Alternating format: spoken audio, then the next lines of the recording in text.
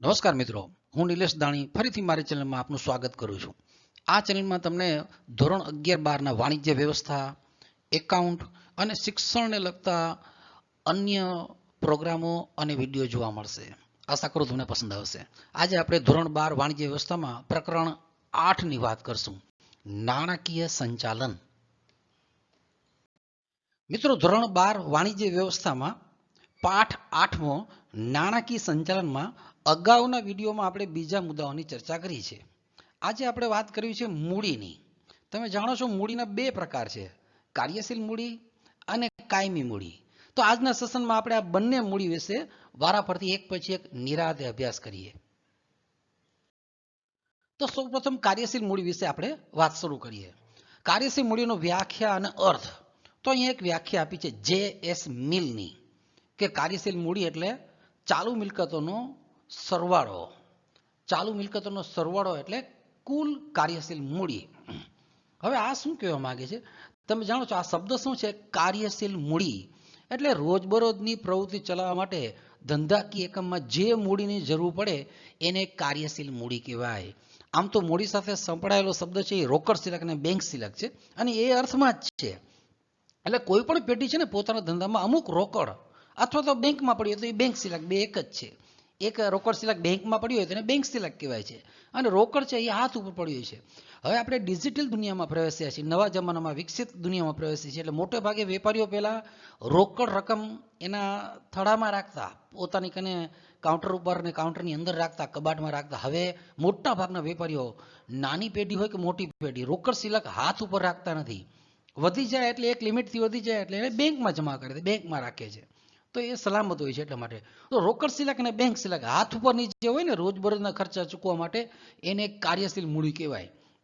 પણ બદલાતા જતા સંજોગોમાં એવા થોડોક વિસ્તાર થયો છે. જેમ કે તમે કોઈને ઉધાર માલ વેચ્યો હોય અને 15 દિવસ પછી 20 દિવસ પછી એના પૈસા મળી જવાના હોય તો એ ટૂંકો ગાળો કહેવાય. તો એ કાંઈ મૂડી તમારી કાયમી રોકાયેલી નથી, આજની તો કાલ તમને મળી જવાની છે 15 દિવસે. તો એ પણ રોકડ સિલક કે બેંક સિલક જેવું જ છે, એ પ્રકાર છે. તો લિક્વિડિટી છે એનો એક અર્થ પણ છે, એક થીમ પણ છે. ખાલી રોકડા પૈસા જ હાથ ઉપર હોય એને કાર્યશીલ મૂડી ન કહેવાય. ઘણી એવી ચાલુ મિલકતો છે જેમાં તમારા પૈસા રોકાયેલા હોય તો એ ચાલુ મિલકતોનું ગમે ત્યારે રોકડમાં રૂપાંતર કરી શકાય.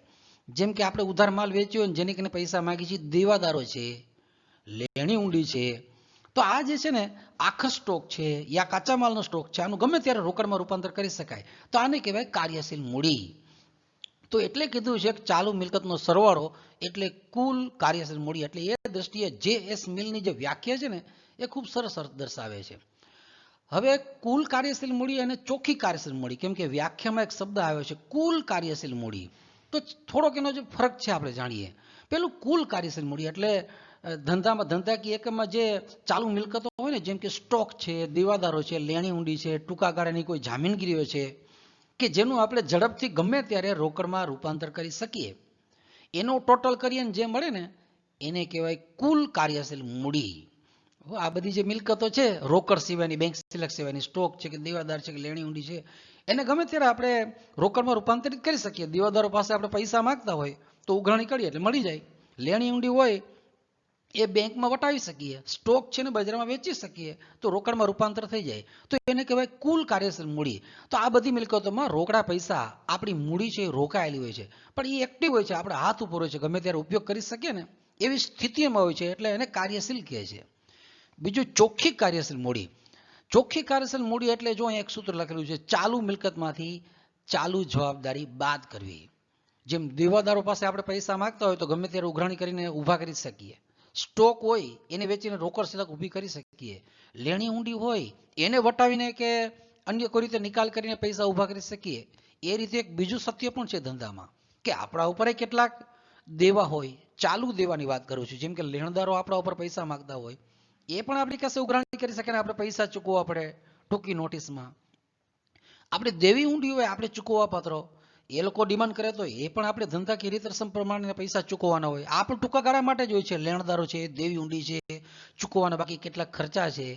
તો જેમ આવકનો સ્ત્રોત છે ચાલુ મિલકતો, એમ જાવકનો સ્ત્રોત પણ છે ચાલુ દેવા, ચાલુ જવાબદારી.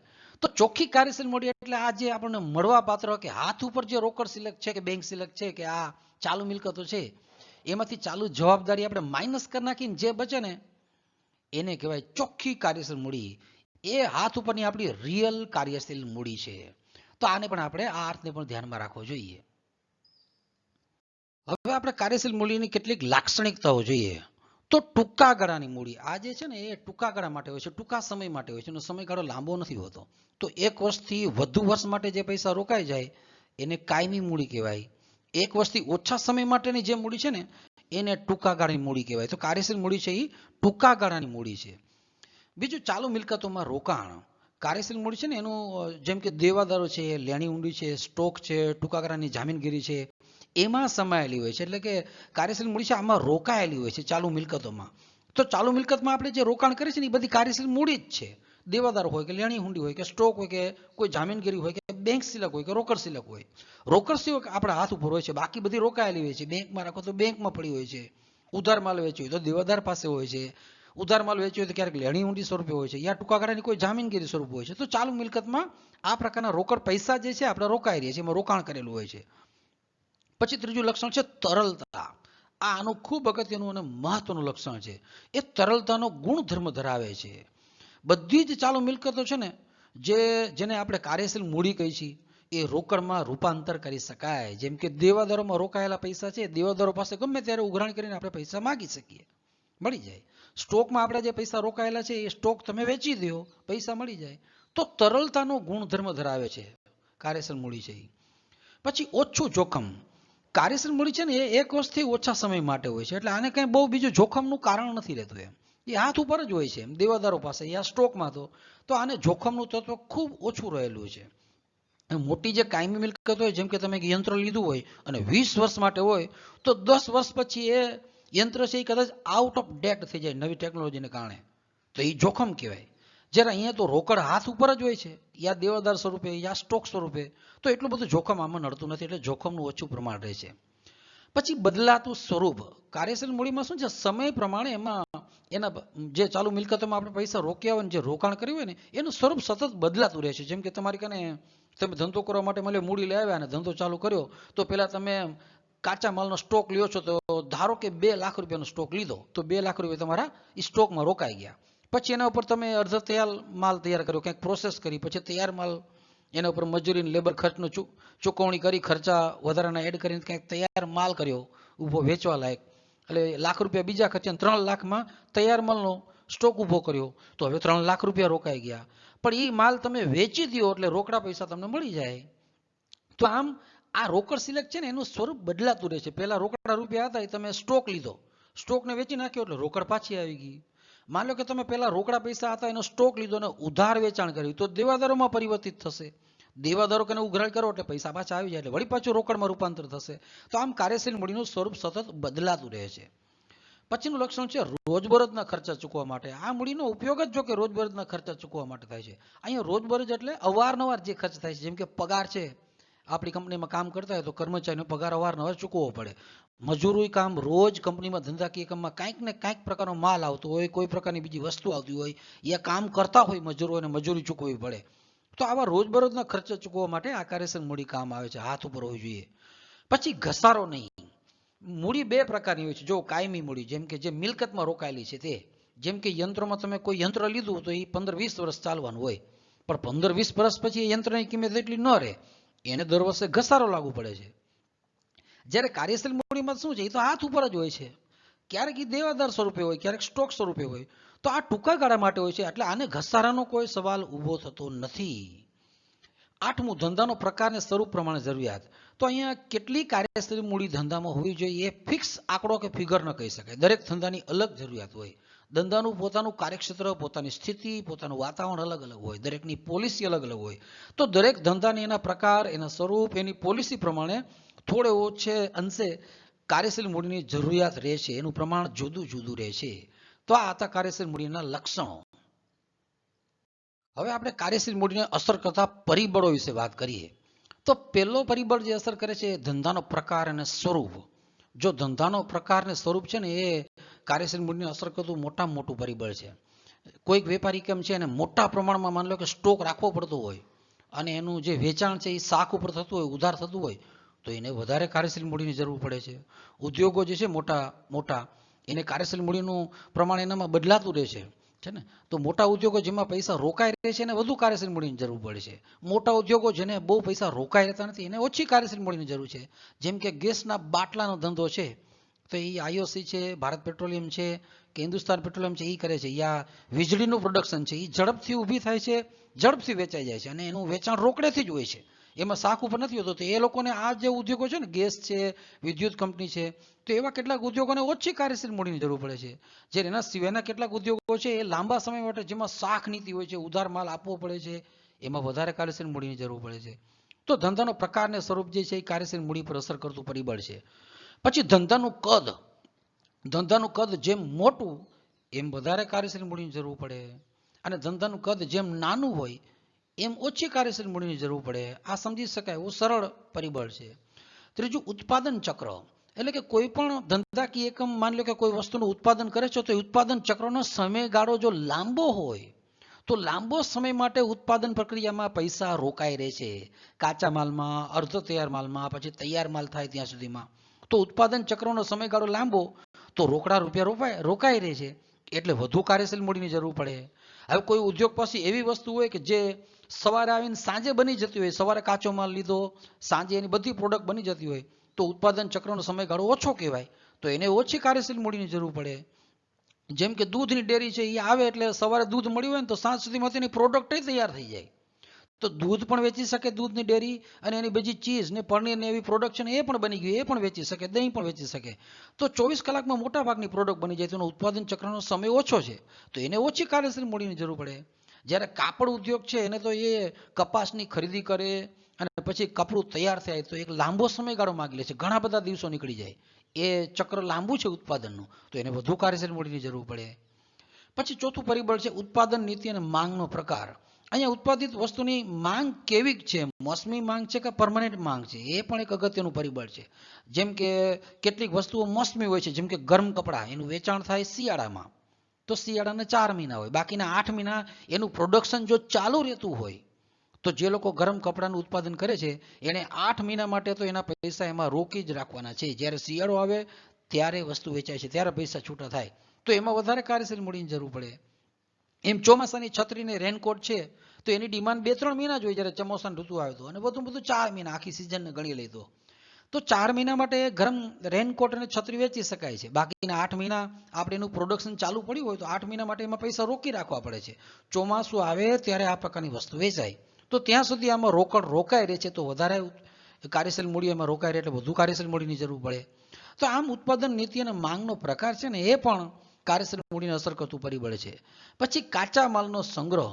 ઘણી વખત એવું છે કોઈ વસ્તુ બનાવવા માટે એનો જે કાચો માલ છે ને એનો સંગ્રહ કરવો પડે, એ 12 માસ અવેલેબલ ન હોય, અમુક સિઝનમાં જ મળતું હોય, તો સંગ્રહ કરવો પડે, એટલે એમાં કાર્યશીલ આપણે રોકડા પૈસા રોકાય રહે, તો એને કહેવાય, એટલે એનું કેમ કે કાર્યશીલ મૂડીની વધુ જરૂર પડે, કાર્યશીલ મૂડી એમાં રોકાય રહે. તો કાચા માલનો સંગ્રહ કરવો પડતો હોય ને તો કાર્યશીલ મૂડીની વધુ જરૂર પડે છે. અને જેમાં કાચા માલનો સંગ્રહ નથી કરવો પડતો અને 12 માસ અવેલેબલ છે, એમાં કાર્યશીલ મૂડીની ઓછી જરૂર પડે છે. પછી શાખ નીતિ. આને 2 સંદર્ભમાં જોવાય. શાખ નીતિ એટલે આપણે કેવી આપીએ છીએ તે, અને આપણને કેવી મળે છે તે. શાખ નીતિ એટલે ધારો કે પેલું ઉધાર વેચાણ કરવું. જો કોઈ પણ કંપની પોતે જે માલ વેચે છે એનું મોટે ભાગે ઉધાર વેચાણની એની નીતિ ઉદાર હોય, એટલે કે ઉધાર વેચાણ કરતા હોય, શાખ ઉપર પૈસા બાકી રહે, ગ્રાહકો 1 તારીખે દઈ જાય કે મહિનો દિવસ પછી દઈ જાય કે 15 દિવસ પછી, એવી શાખ નીતિ ઉધાર રાખી હોય તો ઉધાર વેચાણ કરશે એટલે ત્યાં સુધી એના પૈસા રોકાઈ રહેશે, તો એને વધુ કાર્યશીલ મૂડીની જરૂર પડશે. તો કેટલાક ધંધાવાળા ઉધાર વેચાણ કરતા નથી, રોકડેથી જ માલનું વેચાણ કરે છે. દુકાન ઉપર બોર્ડ જ મારેલું હોય કે આજે રોકડા કાલે ઉધાર, એટલે કે રોકડેથી જ અમે વેચાણ કરીશું, ઉધાર રાખતા નથી, એવું સ્પષ્ટ પણ કેટલાક લખે છે. તો રોકડેથી વેચાણ કરતા હોય તો એને ઓછી કાર્યશીલ મૂડીની જરૂર પડે છે. એનાથી ઉલટું પણ છે કે જ્યારે આપણે માલની ખરીદી કરીએ, જથ્થાબંધ માલની ખરીદી કરીએ, એ જો આપણને ઉધાર મળતો હોય બજારમાંથી તો આપણે ઓછી કાર્યશીલ મૂડીની જરૂર પડે. પણ આપણે જથ્થાબંધ માલની ખરીદી કરીએ ત્યારે રોકડેથી ખરીદ કરવો પડતો હોય તો પૈસા એમાં રોકાઈ રહીએ છીએ જ્યાં સુધી વેચાણ ન થાય ત્યાં સુધી, તો વધારે કાર્યશીલ મૂડીની જરૂર પડે છે. તો શાખ નીતિ પણ અસર કરતું પરિબળ છે. પછી ચાલુ મિલકતોનું રોકડમાં રૂપાંતર. આ પણ એક અગત્યનું પરિબળ છે કે ચાલુ મિલકતો જે છે દેવાદાર કે સ્ટોક કે લેણી ઊંડી કે કોઈ ટૂંકા ગાળાની બીજી જામીનગીરી, એનું કેટલી ઝડપથી રોકડમાં રૂપાંતર થઈ શકે છે. જો ખૂબ ઝડપથી એનું રૂપાંતર કરી શકાય એમ હોય તો કાર્યશીલ મૂડીની જરૂરિયાત ઓછી રહે છે. જો એનું ઝડપથી રૂપાંતર કરી શકાય એમ ન હોય તો કાર્યશીલ મૂડીની વધુ જરૂરિયાત રહે છે. દેવાદારો પાસે ગમે ત્યારે તમે માગોનું ઉઘરાણી થઈ જતી હોય અને પૈસા વસૂલ થઈ જતા હોય તો ઓછી કાર્યશીલ મૂડીની જરૂર પડે. એટલે ચાલુ મિલકતનું રોકડમાં રૂપાંતર કેટલા સમયમાં થાય છે એ પણ અસર કરતું પરિબળ છે. પછી સ્ટોક ચલન દર. સ્ટોક ચલન દર એટલે દેશી ભાષા મિત્રો વાત કરીએ તો વર્ષ દરમિયાન દુકાનમાં જે માલ વેપારી લે છે, ખરીદ કરે છે, એ લઈને આખો માલ વેચી દે ને એવું વર્ષ દરમિયાન કેટલી વાર થાય છે. જેમ કે એક વેપારી 2 લાખ રૂપિયાનો માલ લે છે અને માની લો કે મહિના 1.5 મહિનામાં 2 લાખ રૂપિયાનો માલ બધો વેચી નાખે છે. વળી પાછો 2 લાખનો માલ લે છે, વળી પાછો મહિના 2 મહિના વેચી નાખે છે. ભલે એ 2 પ્રકારનું મિશ્રણ વચ્ચે વચ્ચે હોય પણ એમ કે એક માલ ખરીદી કર્યા પછી મહિના 1.5 મહિનામાં વેચાઈ જાય છે. તો વર્ષમાં 8 કે 9 વખતે આખો સ્ટોક ખરીદે અને વેચે તો એને સ્ટોક ચલન દર કહેવાય. તો તૈયાર માલના સ્ટોકનો ચલન દર જેમ ઊંચો હોય ને એમ કાર્યશીલ મૂડીની ઓછી જરૂરિયાત પડે. એટલે કે આપણે માલ ખરીદ કરીએ ને ઝડપથી વેચાઈ જતો હોય તો પૈસા ક્યાંય રોકાતા જ નથી સ્ટોકમાં, તો ઓછી કાર્યશીલ મૂડીની જરૂર પડે છે. પણ આપણે કોઈ માલ ખરીદ કરીએ અને એને વેચવા માટે માની લો કે 6-12 મહિના નીકળી જતા હોય, સ્ટોક ચલન દર ઓછો હોય, ધીમો હોય તો પૈસા રોકાઈ રહેશે. એટલે કે વધુ કાર્યશીલ મૂડીની જરૂર પડે છે. તો સ્ટોક ચલન દર જેમ વધુ એમ કાર્યશીલ મૂડીની ઓછી જરૂરિયાત, અને સ્ટોક ચલન દર જેમ ઓછો એમ કાર્યશીલ મૂડીની વધુ જરૂરિયાત રહે છે. પછી કામગીરીની કાર્યક્ષમતા. ધંધાકીય એકમ પોતાની કામગીરીને કાર્યક્ષમ બનાવીને એવું બની શકે કે એ પોતાની કાર્યશીલ મૂડી જે છે એને વધારો ઘટાડો કરી શકે. જેમ કે તમે ધંધામાં બેઠા હો અને ઉઘરાણી ઝડપથી કરી શકો તો દેવાદારો પાસેથી પૈસા ઝડપથી વસૂલ કરી શકો તો ઓછી કાર્યશીલ મૂડીની જરૂર પડે. તમે જો તૈયાર માલ, કાચો માલ બનતો હોય ત્યારે બગાડો ઓછો કરો તો રોકડ નાણાંનો વેસ્ટેજ ઓછો થાય છે, તો એટલી પણ એમ કે કાર્યશીલ મૂડીની ઓછી જરૂર પડે.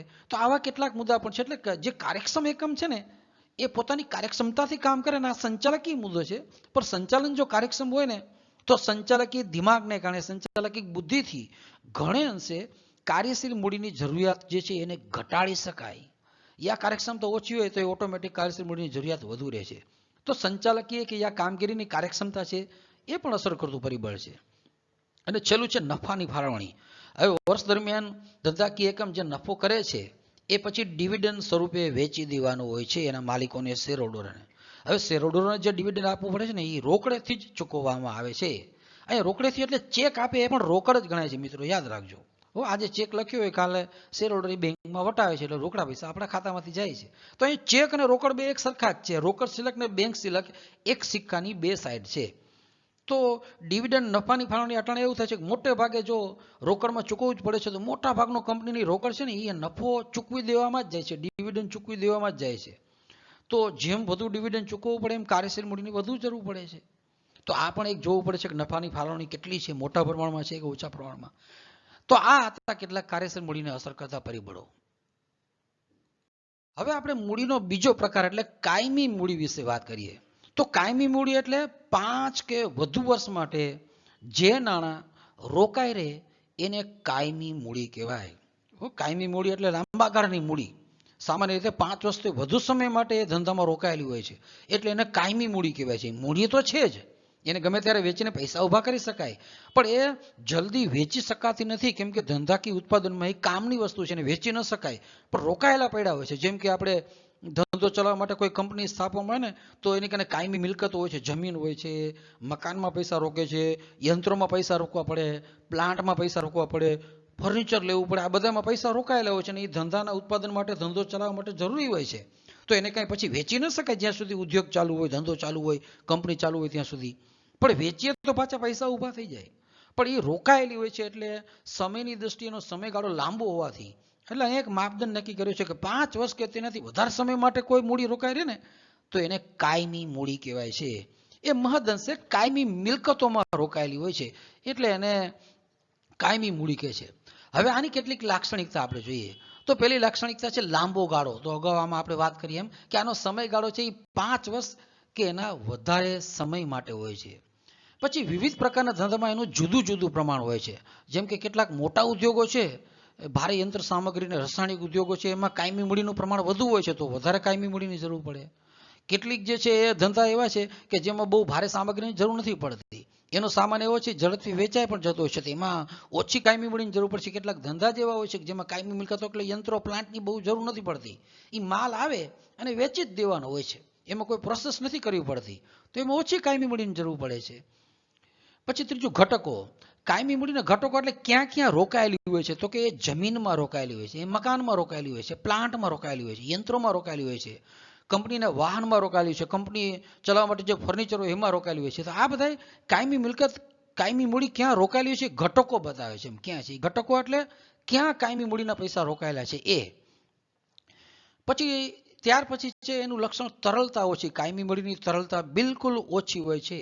ગમે ત્યારે પૈસાની જરૂર પડે ત્યારે આ કાયમી મૂડી જે છે એને તમે વેચીને પછી કંઈ પૈસા ઊભા ન કરી શકો, તો આની તરલતા સ્વાભાવિક છે કે ઓછી રહે છે ને. કાર્યશીલ મૂડીનું રોકડમાં રૂપાંતર થઈ શકે, પણ કાયમી મૂડીના હાલતા પછી રોકડમાં રૂપાંતર ન થાય, તો એની તરલતા ઓછી જોવા મળે છે. પછી જોખમ. તો કે કાયમી મૂડી છે એમાં કાયમી મિલકતોમાં પૈસા રોકાયેલા હોવા છે, લાંબા સમય માટે છે, તો શક્ય છે થોડુંક જોખમ વધારે છે, કાર્યશીલ મૂડી કરતાં વધારે છે. સમય જતાં એવું બને કે અમુક જે યંત્રો છે ને એ અપ્રચલિત થઈ જાય. જેમ કે શરૂઆતના સમયમાં પહેલા ડેસ્કટોપ આવતા, તો એ કમ્પ્યુટર આવે ને સમય જતાં લેપટોપ આવ્યા ને પછી ડેસ્કટોપ હતા ને પડ્યા રહ્યા ટેબલ ઉપર જે હતા ને, તો એ બધા અપ્રચલિત થઈ ગયા. લેપટોપ બન્યા માણસો લેવા. તો આમ કોઈ પણ મિલકત લઈએ તો એ લાંબા સમય માટે રહેતા હોય છે, પણ અમુક વર્ષ પછી મિલકત છે એ અપ્રચલિત થઈ જાય, એની જગ્યાએ નવી મશીનરી આવી જાય. તો જૂની મશીનરીમાં જે પૈસા રોક્યા હોય ને, શક્ય છે એની કિંમત સાવ ડાઉન થઈ જાય, સાવ સસ્તા ભાવે આપણે વેચવી પડે. એટલે આ પ્રકારની મિલકત છે જોખમ તો રહે છે એમાં. પછી ઘસારો. હવે કાયમી મિલકત છે અને સમયના ગાળા સાથે સમયગાળો વધે એમ એનો વપરાશ વધે છે, એના ઉપર ઘસારો લાગુ પડે છે. જેમ કે મકાન હોય તો એ સમય ઉપયોગને કારણે મકાનમાં ઘસારો લાગુ પડે છે અને દિવાલો ઘસાય છે. મકાનની ઉપયોગિતાને કારણે એનું જે મકાન છે એનું બધું જ મટીરિયલ ઘસાય છે. યંત્રો હોય તો એની કિંમતમાં ઘટાડો થાય છે અને ઘસારો લાગુ પડે છે. તો કાયમી મિલકતમાં એક યા બીજા સ્વરૂપે વપરાશને કારણે યા સમયને કારણે ઘસારો લાગુ પડે છે, એટલે કિંમતમાં ઘટાડો થતો જાય છે. અને પ્રાપ્તિ સ્થાન. આ પ્રકારની કાયમી મૂડીની આપણે જરૂરત હોય ને તો ધંધાના સ્થાપકો આ પૂરી પાડે છે, ધંધાના માલિકો એટલે કે શેર હોલ્ડર પૂરી પાડે છે. પછી વિવિધ પ્રકારની જામીનગીરીઓ બહાર પાડીને આપણે લાંબા ગાળાની મૂડી ઊભી કરી શકીએ. નાણાકીય સંસ્થાઓ પાસેથી લોન લઈને આપણે કાયમી મૂડી ઊભી કરી શકીએ, યા જો ધંધાનો નફો સારો હોય તો નફાનું પુનઃરોકાણ કરીને પણ કાયમી મૂડી એકઠી કરી શકાય. તો આ એના પ્રાપ્તિ સ્થાન છે. ધંધાના સ્થાપકો છે, શેર હોલ્ડરો છે, અલગ અલગ પ્રકારની જામીનગીરીઓ એટલે ડિબેન્ચર ને પ્રેફરન્સ શેર ને આ બધી નાણાકીય સંસ્થાઓ પાસેથી લોન લઈને, બેંક પાસેથી લોન લઈને, અને આપણી કને પૈસા હોય તો નફાનું પુનઃરોકાણ કરીને. તો આ છે કાયમી મૂડીની લાક્ષણિકતાઓ. હવે આપણે કાયમી મૂડીની જરૂરિયાતને અસર કરતા પરિબળોની વાત કરીએ તો પેલું પરિબળ છે ધંધાનો પ્રકાર અને સ્વરૂપ. ઘણા બધા ધંધા ઔદ્યોગિક એકમમાં એવા છે મિત્રો, જેમ કે લોખંડ ઉદ્યોગ છે, સ્ટીલ ઉદ્યોગ છે, ખાણ ખનીજનો ઉદ્યોગ છે, વહાણવટાનો ઉદ્યોગ છે, એમાં આપણે વિશાળ પ્રમાણમાં કાયમી મૂડીની જરૂર છે. પણ સેવા આપતું જો કોઈ એકમ હોય ને તો એને કાયમી મૂડીની ઓછી જરૂર પડે છે. જેમ કે ઇન્સ્યોરન્સનો ધંધો આપણે ચાલુ કરીએ તો એ મોટા પાયે હોય છે, આખા દેશમાં હોય છે, દુનિયામાં હોય છે, પણ એમાં બહુ કાંઈ યંત્રો મશીનરીમાં પૈસા રોકાઈ રહેતા નથી. તો સેવા આપતા એકમો હોય તો એને ઓછી કાયમી મૂડીની જરૂર પડે છે. જ્યારે આવી કોઈ મેં અગાઉ કીધું ઉદ્યોગ કે લોખંડ કે પોલાદ કે સ્ટીલ ઉદ્યોગ હોય ને તો એમાં તમારે ઘણી બધી મિલકતોમાં પૈસા રોકાય છે, તો વધારે કાયમી મૂડીની જરૂર રહે છે. બીજું એકમનું કદ. એકમનું કદ જો નાનું હોય તો ઓછી કાયમી મૂડીની જરૂર પડે. જેમ કે ગૃહ ઉદ્યોગો છે, નાના નાના ઉદ્યોગો હોય તો એને ઓછી મૂડીની જરૂર પડે છે. જ્યારે જો એકમનું કદ મોટું હોય તો એને વધારે કાયમી મૂડીની જરૂર પડે છે. ખાંડનો ઉદ્યોગ છે કે કાપડનો ઉદ્યોગ છે, સ્ટીલનો ઉદ્યોગ છે, વહાણવટાનો ઉદ્યોગ છે, રાસાયણિક બધી વસ્તુઓનો ઉદ્યોગ છે, આને વધારે મૂડીની જરૂર પડે છે. તો એકમનું કદ જે છે એ પણ કાયમી મૂડીને અસર કરતું અગત્યનું પરિબળ છે. પછી માલિકી ભાડાપટ્ટાનો ઉપયોગ. અત્યારે એક કાયમી મૂડી ક્યાં રોકાય રહે છે મોટો પ્રશ્ન છે, તો કે જમીન મકાન યંત્રોમાં. પણ અત્યારના જમાનામાં એક બીજી ફેસિલિટી છે જે તમને કદાચ બહુ ખ્યાલ ન હોય, ભાડાપટ્ટો. એટલે કે તમે એક જમીન લ્યો ને તો માની લો એવું બને કે એ જમીન માટે તમને, આપણે ઉદાહરણથી વાત કરીએ કે એક જમીન તમે લ્યો તો શક્ય છે કદાચ 20 કરોડની આવે, પણ એ જ જમીન તમે જો ભાડાપટ્ટે લ્યો ને તો એ 5 કરોડમાં મળી શકે. પણ એ અમુક સમયગાળા માટે, જેમ કે તમને એમ કે ભાઈ હું જમીન તમને આપું પણ 10 વર્ષ માટે આપું, બરાબર, અને એના 5 કરોડ રૂપિયા લઈશ, તો આપણે 10 વર્ષ માટે 5 કરોડમાં જમીન મળતી હોય અને પરમેનન્ટ જમીન લઈને 20 કરોડ ચૂકવવા પડતા હોય તો 15 કરોડ રૂપિયાની કરકસર કરી શકીએ. તો આ એક વિકલ્પ બચે છે.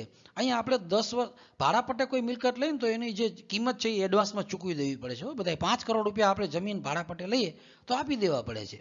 હવે ક્યાંક એમાં સગવડ મળતી થઈ છે ઇન્સ્ટોલમેન્ટમાં પૈસા ચૂકવવાની, નહીં તો એ એક સાથે આપી દેવા પડે છે.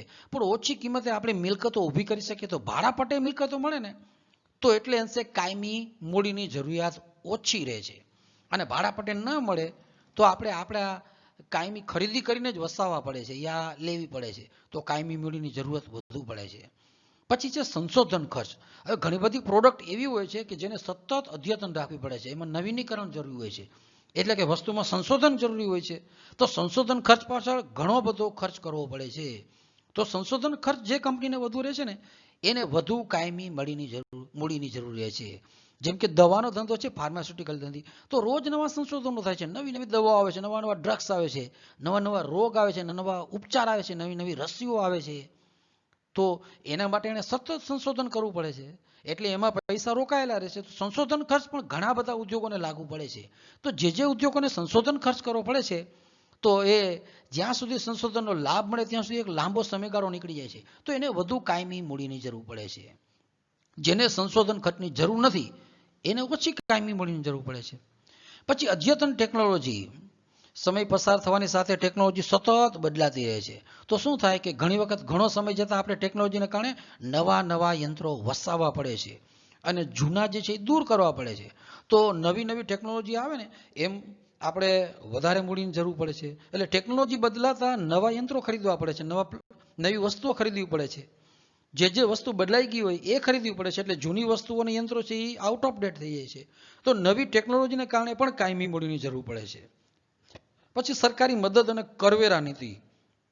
તો સરકાર ઘણી વખત શું છે ઉદ્યોગોને પ્રોત્સાહન આપવા માટે ઘણી બધી મદદ કરે છે. જેમ કે SEZ એરિયા જે છે, સ્પેશિયલ ઇકોનોમિક ઝોન, ત્યાં જો તમે કોઈ ઉદ્યોગ સ્થાપો ને, જેમ કે કચ્છમાં કંડલા અને મુન્દ્રા છે, આ સ્પેશિયલ ઇકોનોમિક ઝોન છે, ત્યાં તમે ઉદ્યોગો સ્થાપો ને તો બીજા પ્રદેશમાં ઉદ્યોગો સ્થાપો એના કરતાં આ પ્રદેશમાં ઉદ્યોગો સ્થાપો તો તમને 35-40% સુધી મૂડી રોકાણમાં ફરક પડે.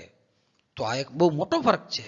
તો જ્યાં સરકારી મદદ મળે છે એવા એરિયામાં જો આપણે ધંધો કરીએ, અથવા તો એમ કહી શકીએ કે સરકારી મદદ મળતી હોય ને તો કાયમી મૂડીની ઓછી જરૂર પડે છે, અને સરકારી મદદ ન મળતી હોય તો કાયમી મૂડીની વધુ જરૂર પડે છે. સરકારી મદદ છે ને એ અનેક રીતે હોઈ શકે. એ ગ્રાન્ટ સ્વરૂપે હોઈ શકે, સબસિડી સ્વરૂપે હોઈ શકે. ઘણી વખત જમીન સરકાર ઓછા ભાવે આપે છે, શેડ ઓછા ભાવે પૂરા પાડે છે, તો એટલે પૈસાની જરૂર નથી પડતી એમ. તો ત્યાં સરકારી મદદ મળે તો આપણે ઓછી કાર્યશીલ મૂડીની જરૂર પડે છે. જ્યાં બહુ વિકાસ નથી હોય એવા વિસ્તારમાં તમારો ઉદ્યોગ સ્થાપવો હોય તો ઘણી વખત સરકાર સાવ પાણીના ભાવે જમીન આપી દે છે, 1000 એકર. તો એ બીજા તમે વિકસિત એરિયામાં એટલી જમીન લ્યો તો કરોડો રૂપિયા રોકાઈ જાય, એની જગ્યાએ તમને માત્ર 1000 રૂપિયામાં જમીન મળી રહે. તો એટલે અંશે મૂડીની જરૂરિયાત ઘટે છે. તો સરકારી મદદ મળે તો કાયમી મૂડીની જરૂરિયાત ઘટાડી શકાય. એમ કરવેરા નીતિ. જો સરકારના કરવેરા વધુ હોય, જનરલી શું છે કે જોઈન્ટ સ્ટોક કંપનીઓ પર કોર્પોરેટ ટેક્સ લાગુ પડે છે, એનો દર મોટો હોય છે. પણ જે એરિયામાં કરવેરાનો દર વધુ હોય તો વધુ કાયમી મૂડીની જરૂર પડે છે. અને ઘણી વખત સરકાર છે એ ઉદ્યોગોને આગળ લેવા માંગતી હોય તો કરવેરા નીતિ ઉદાર રાખે છે, હળવી રાખે છે. તો એટલે અંશે ઓછી કાર્યશીલ મૂડીની જરૂર પડે છે. તો જે સરકાર વધુ કરવેરા વસૂલ કરે છે એ પ્રકારના ઉદ્યોગોને ત્યાં એ સ્થળે વધુ કાયમી મૂડીની જરૂર પડે છે. અને જ્યાં કરવેરા નીતિ હળવી છે, ઓછા કરવેરા લે છે, તો ત્યાં ઉદ્યોગોને એ વિસ્તારમાં ઓછી કાયમી મૂડીની જરૂર પડે છે.